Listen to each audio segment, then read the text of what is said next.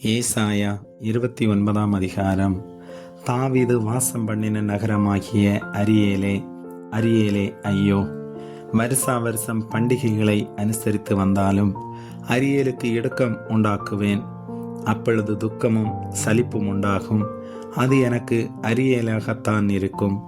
உன்னை சூழ பாளையம் இறங்கி உன்னை தெற்றுகளால் முற்றுகை போட்டு உனக்கு விரோதமாக கொத்தளங்களை எடுப்பிப்பேன். அப்பொழுது நீ தாழ்த்தப்பட்டு தரையிலிருந்து பேசுவாய். உன் பேச்சு பணிந்ததாய் மண்ணிலிருந்து புறப்பட்டு உன் சத்தம் அஞ்சனம் பார்க்கிறவனுடைய சத்தத்தை போல் தரையிலிருந்து முணுமுணுத்து உன் வாக்கு மண்ணிலிருந்து கசுகு சென்று உரைக்கும்.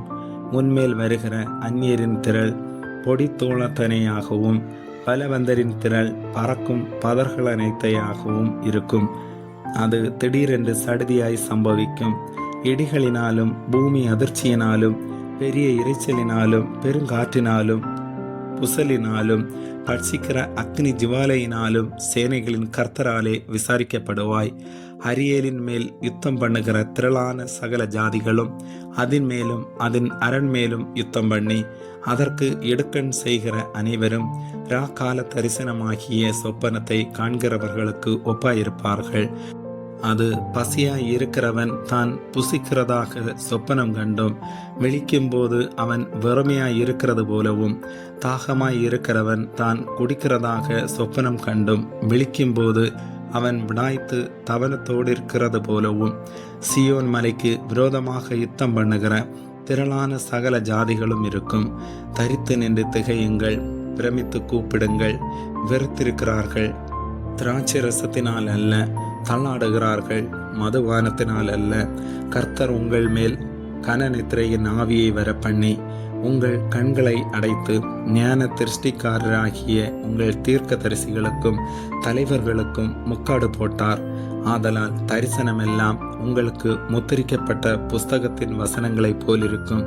வாசிக்க அறிந்திருக்கிற ஒருவனுக்கு அதை கொடுத்து, நீ இதை வாசி என்றால் அவன், இது என்னால் கூடாது, இது முத்திரித்திருக்கிறது என்பான்.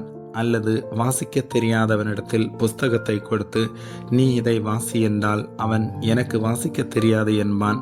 இந்த ஜனங்கள் தங்கள் வாயினால் என்னிடத்தில் சேர்ந்து தங்கள் உதடுகளினால் என்னை கனம் பண்ணுகிறார்கள். அவர்கள் இருதயமோ எனக்கு தூரமாய் விலகி இருக்கிறது. அவர்கள் எனக்கு பயப்படுகிற பயம் மனுஷராலே போதிக்கப்பட்ட கற்பனையாயிருக்கிறது. ஆதலால் இதோ நான் அற்புதமும் ஆச்சரியமுமான பிரகாரமாக இந்த ஜனங்களுக்குள்ளே ஒரு அதிசயத்தை செய்வேன். அவர்களுடைய ஞானிகள் ஞானம் கெட்டு அவர்களுடைய விவேகிகளின் விவேகம் மறைந்து போகும் என்று ஆண்டவர் சொல்லுகிறார். தங்கள் ஆலோசனையை கர்த்தருக்கு மறைக்கும்படிக்கு மறைவிடங்களில் ஒழித்து தங்கள் கிரியைகளை அந்தகாரத்தில் நடப்பித்து, நம்மை காண்கிறவர் யார், நம்மை அறிகிறவர் யார் என்கிறவர்களுக்கு ஐயோ! நீங்கள் எவ்வளவு மாறுபாடுள்ளவர்கள்! குயவன் களிமண்ணுக்கு சமமான எண்ணப்படலாமோ? உண்டாக்கப்பட்டது தன்னை உண்டாக்கினவரை குறித்து, அவர் என்னை உண்டாக்கினதில்லை என்றும், உருவாக்கப்பட்டது தன்னை உருவாக்கினவரை குறித்து அவருக்கு புத்தி இல்லை என்றும் சொல்லத்தகுமோ?